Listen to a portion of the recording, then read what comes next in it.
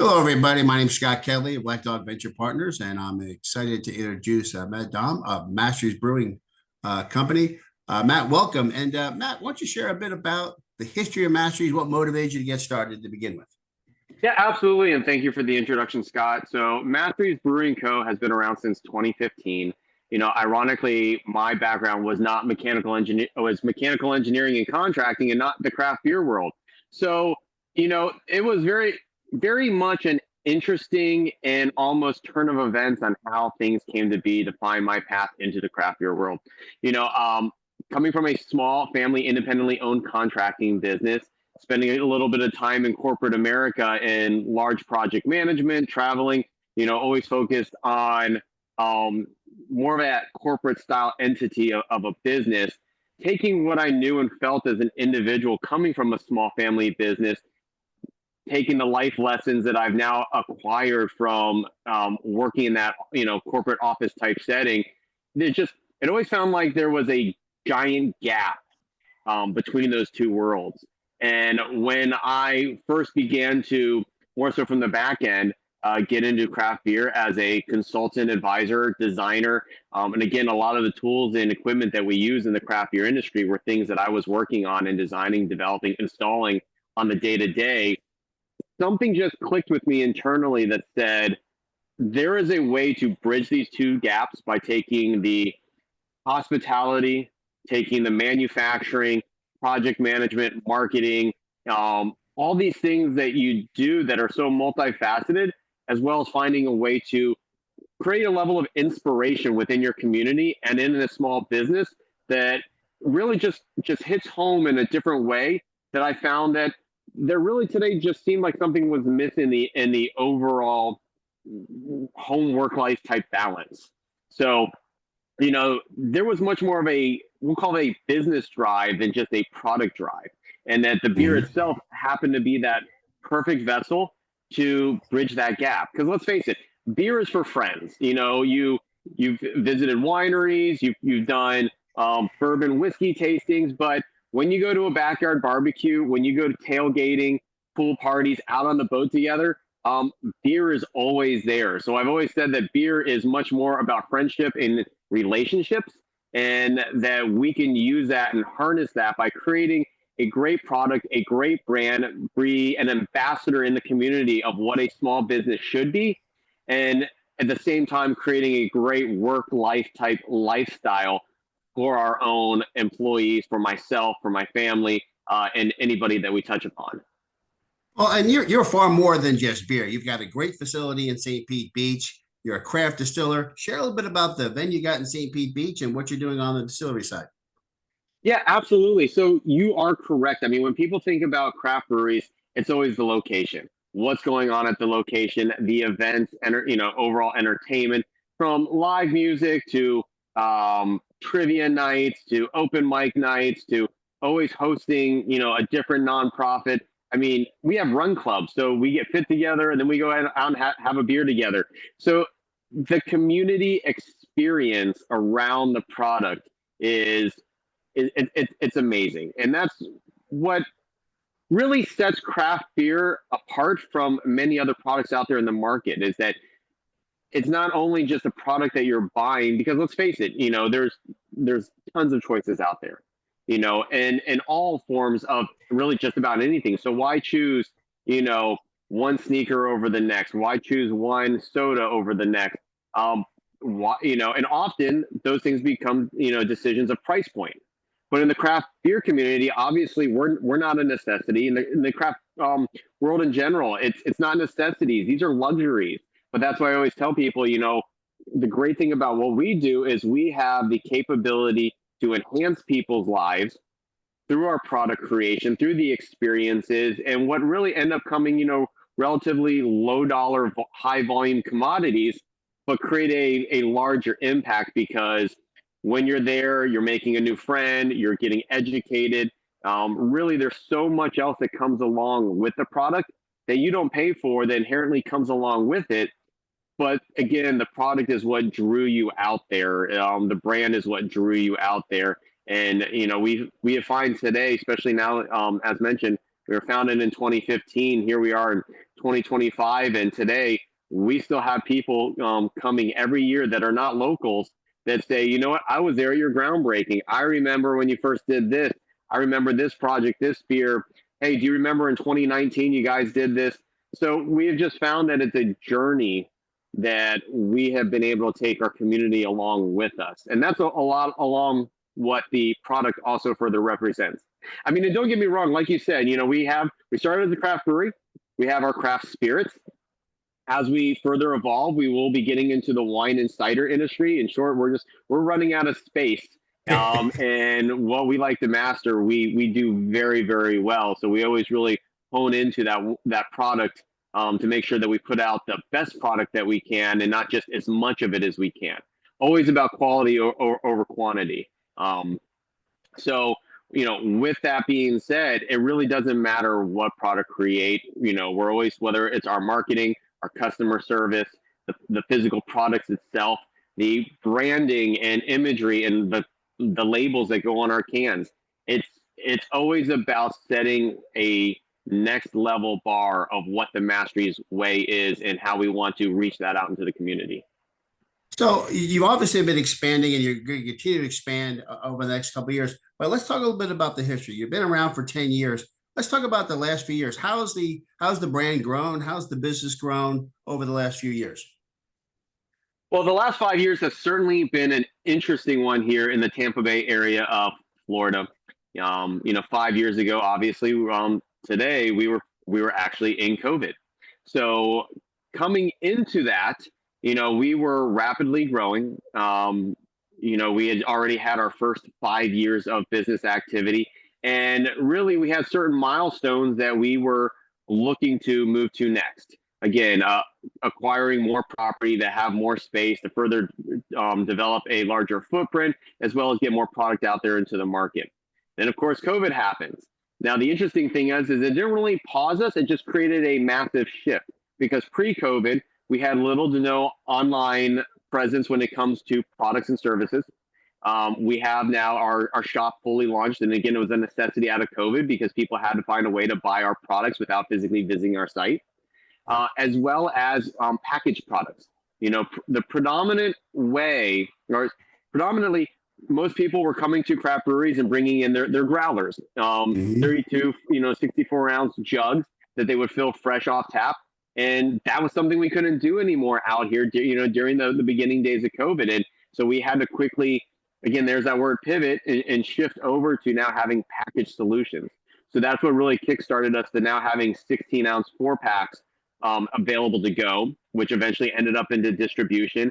And as we continue to see the shift, we're seeing more shift towards that self-contained packaged products out in the market versus just draft, which was what craft beer was predominantly known for pre-COVID out there in the market. Since then, too, we've also launched our full food service. So we had some limited food service that we pretty much did Thursday through Sunday, because those were our highest traffic days. But because of the necessity of COVID and the guidelines that it said, basically you had to have a full-time food operations going to be able to even be open. So we enhanced our menu, enhanced our staffing, overall further developed our go-to strategy with the food component of our business, and now have had that running 7 days a week since 2022. And again, every time we bring another product line on, honestly, these were all things that we intended to do. COVID kind of warp speed forced us to do it a lot quicker, but at the same time, it gave us a quick way to add an additional at least 30% to our total revenue every time we brought in a new segment. And then this last year, which we would have been celebrating our anniversary in October, we were getting ready to launch Mastry's Craft Spirits. And of course, we had Hurricane Helene and Milton come in, which kind of put us underwater for a hot minute, but we were able to successfully and very quickly get our operations back up and going, bring that product online. And now since the beginning of this year, we've been selling Mastry's rye whiskey, our bourbon whiskey, our agave, and vodka-based products, and have done fantastic with them. Have had great reception, great Feedback. Overall, it's one of those things that, again, it's just the next evolution, and where we continue to go from here. I think just time and our consumer base will help guide us that way. So let's talk about consumer base and distribution. In addition to coming to your great venue in St. Pete Beach, where else are you distributing your craft spirits and craft beer? Yeah, so we, as Florida is a three-tier state, so we have to work with a distributor. Our Yep. distributor in the Tampa Bay area is J.J. Taylor. So right now, because of the confinements that we have of our current facility, again, the amount of product that we can physically produce in a 30-day cycle, we pretty much stick within their territory, which is the St. Petersburg, Tampa Bay, Sarasota, goes up as high as just under Pasco County, a little bit to the Apollo Beach area. So we pretty much try to stay within the 3-4 kind of county range around us. And again, based on our product volume that we are able to produce, because our brand is centrally located in the St. Petersburg, St. Pete Beach area, right now it makes best sense because of the way we can better harness those relationships and make sure that the product is getting the representation that it truly deserves to right now kind of stick within that footprint. But again, talking about that growth of Mastry's Brewing Co., the reason why our relationship has begun, Scott, is that we have this 1.5 acre development where we are building a brand new 5,000 square foot production facility, which will honestly 5, 6, maybe even 8 times the current production capabilities that we have with this new location, as well as continue to develop new products that, and again, right now we just, it's not that we can't do, it's just hard to do at that same level that we believe that is Mastry's level of execution on the products that we put out in the market. So let's spend a little more time on Park Junction, because obviously you've been getting great community support. You've got some financial support already, and talk about the history of Park Junction, the support you've gotten, and really the opportunities, because it's not just an opportunity for you to expand operations, it creates a real opportunity for other potential retailers and the community. So share a bit about that. Yeah, so Park Junction is a long-term vision that I've been working on literally since the day that we opened. I always knew the scale and impact that I wanted Mastries to have within our community and as a business. And, where I saw what I wanted to create for my community. And really it was, how do we get there? So you start with that vision board, where you want to be, and then you have to set now let's start building the foundation. And the foundation was Mastry St. Pete Beach, the largest location that we could independently ourselves finance, build out, develop, basically the master incubator for all the things that we could craft for brand awareness, products that go to Mastry strategy with customer service, our SOPs and so on. And so as we've been building that foundation over the years, I was always in search and qualifying new locations, new properties, new cities that would ultimately become the new anchor and headquarters, for Mastries. In 2018, I was fortunate enough to come across 1.5 acres that was currently owned by the CRA within the city of Pinellas Park. And this 1.5 acres actually sits on Park Boulevard, which is, anybody familiar with Park Boulevard, Park Boulevard in Pinellas County. It is a 50,000 car a day DOT traveled road. And those are hard statistics that anybody can hop online to the Pinellas County DOT website and find out real quick. It's real close to 275, US 19, 66th Street. It's literally, you draw an X in the middle of Pinellas County. You can't get any better of a centrally located community in the Pinellas County area. And as far as travel, again, very accessible. And when this opportunity came up, I only actually had less than a week to create a presentation for a request for a letter of intent by the city at that time. And I met with the then director of the community redevelopment, gave my quick 60-second elevator pitch of what Mastries wanted to be able to create there. She fell in love with it, said, how quickly can you put together the presentation? Because you got 7 days. Brought it to city council. presented it to the full commission unanimously out of about 8 proposals. Was picked to be the partner with the city, and that kind of began the adventure of what it today is now Park Junction. Now, since then, of course, again coming into COVID, originally it was supposed to be a development deal. COVID happened, took a year and a half, 2 years just to kind of work through that development agreement. At the end of finally being through 6 or 7 rounds and iterations of that development partnership agreement with the city, new city manager said, you know what? I think it makes best sense that we actually don't partner with you on this. We do a notice of dispose. You guys buy the property and just go to town building what you need to build, and we'll support you as a community and building department, and less as a city partner. So we went ahead and did just that. We went ahead and they did a notice to dispose on the property. Again, had to go through the formal process of the letters of intent on it. Did our presentation, and again, had several years of already work, going into this project. Of course, we won the notice to dispose, close on the property in August of 2023. And since then, we've been on a warp speed level of doing all the mechanical engineering and plumbing solutions, working with Swift Mud, looking at the topography, egress, you name it, demo the existing properties that were on it. And right now we're actually in plan review with the city of Pinellas Park. And so we should have our plans fully stamped and approved really within the next 30 days to be ready for groundbreaking. So you're almost ready to get going. You obviously, obviously the magic in all this is obviously the financing, which obviously we're hoping to help you facilitate. But talk about how this is going to impact the business. I mean, obviously coming out of COVID, coming out of Hurricane Helene and Milton, how was the last year, been revenue wise, and how is this Park Junction going to, supercharge your growth? Yeah. So with the last several years, hurricane impact. So right now where we are located is predominantly a tourist driven economy. We're in the city of St. Pete Beach. It is a barrier island. It does not see day-to-day regular drive-through traffic. It is not a pass-through city. If you're coming out here to vacation, if you work out here, you're much more often frequently going to come out. But with that comes seasonality.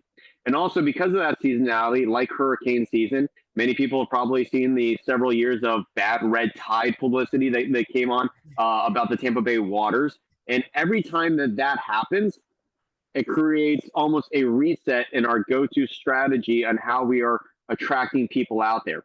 Because just like back when the BP oil spill happened, not a single drop of oil actually touched any of the beach along the Gulf Coast.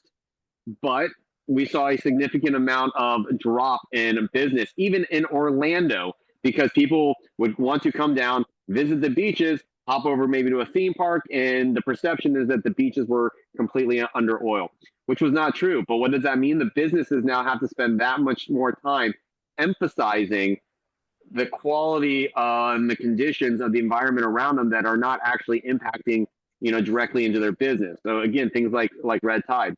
And of course, after the hurricane, once we got rebuilt, it was always a question: is it safe to come down? Does everything look dilapidated and demolished? Is there anywhere to stay? And so making a shift and creating Mastry St. Pete Beach to be much more of a satellite location, because we love our location out here, but now to be able to shift the majority of the work, not only because by volume, the fact that we can create so much more product. Obviously, there's power in numbers on the costs associated with now that we can buy the products that we use to make our different beverages. Our gross margins on the products alone will also go up. The cost of overhead is actually going to be overall percentage-wise drop as well. The profitability of St. Pete Beach, because we can now maneuver and shift a lot of those weighted operations over to our larger facility, will now instantly create honestly an $80,000 to $100,000 higher level of profitability that we have not seen out here in St. Pete Beach. Will be built into like I said, talking about that transportation, that 50,000 cars, just the amount of eyes and vehicles that will drive by us per day in the community The overall density and average income per capita of the residents in the area, it's just night and day, in comparison. Now, going back to what are some of the other opportunities? So we with Park Junction and the new manufacturing site, we're building a 35,000 square foot. It's a 3-story building, 14,000 square foot ground level, market hall and entertainment district. This market hall is going to be able to put in anywhere from 15 to 22 other similar like industry experience type and hospitality foodie type businesses, Hmm. where we'll create a level of a partnership that it's like anything that the Pinellas County and really Tampa Bay Central Florida area has really ever seen. Um, it's very innovative in the process. Again, taking a manufacturer, who's already built into the hospitality world, and now taking those hospitality and entertainment partnerships and building an all-encompassed one location solution. Um, it's like I said, the overall impact that it's going to have into the community, not just economically, but you take those 15 to 20 other businesses. Let's just assume, they all have at minimum 6 to 7 employees. I mean, we're talking about creating excess of 100 jobs into a community, as well as being the spearheading project for a 5 to 10 year city center downtown district development, to a corridor that this city has never had before. So we really are at the groundbreaking level, not only for the next evolution of Mastries with Park Junction, but for a city and a community as well, which I believe that it's a perfect opportunity to just move light years ahead for both the city of Pinellas Park and Mastries. And right now is the time to do it. Yeah, there's obviously been tremendous growth in the area in the few years I've been here, and even prior to that. And not only are you able to reduce costs and increase profits and revenue of your core operation, you're able to find this new revenue opportunity, new partner opportunities with all these other facilities being on the campus there. Provides a real great opportunity. So you've done a great job at this point, but I'm sure there's other people involved. Maybe share about some of the people that have helped get Mastries up to this point and moving Mastries forward. Yeah, absolutely. There has been, of course, there has to be a quarterback. There has to be a project manager leading the way, creating the vision. But we have had some phenomenal team members. So first I'm going to start out with, our local EDC, Pinellas County Economic Development. Um, Deborah Schwatzkowski and her team there have been invaluable. The resources, sometimes just helping us find the things that we need to know but didn't know and didn't even know to ask the question to learn. It's kind of here's what we're doing, here's what we're developing. Tell me what we don't know, or that tools that we didn't realize we had access to. And a big part of that is through that, because again, talking about how we first started working on this project in 2018, clearly the economics have dramatically changed. The overall cost of materials, interest rates, you name it, things have dramatically changed. And through that, we clearly identified an early on financial gap. And through that, working with Pinellas County Economic Development and also identifying being in the manufacturing industry, which note, Florida loves their manufacturers. And two, the amount of job creation that we were going to be able to bring to the local community, it was a perfect candidate for the Pinellas County Economic Development's Employee Sites Program, which allowed us to access grant funds through Pinellas County to directly inject into this project. But through that, we were actually, it was a grant. We had to write a proposal for it, present it to the Board of County Commissioners, and we were able to win a $1.62 million fund that's going directly supported by the county into the city of Pinellas Park for this project. And in a short little recap on this is not only the largest amount, but actually one of the first and only grants that the Pinellas County has ever put in and injected into the city of Pinellas Park. So this is a big win for the city of Pinellas Park. So not only do we have the support and love of the city of Pinellas Park, but we also have the love and support of the county as well, because they as well have seen how much this investment into this community is going to mean for the city of Pinellas Park, and as well as job creation, through our platform. Outside of that, we also have a very strategic group of investors that we have brought together for this. And when you look at how many degrees of separation as I put this investor team together and create a new relationship, it's actually how funny how many of us were already connected through other formal relationships that we were always in passing, but kind of we'll call it a hit and miss just because the timing wasn't right.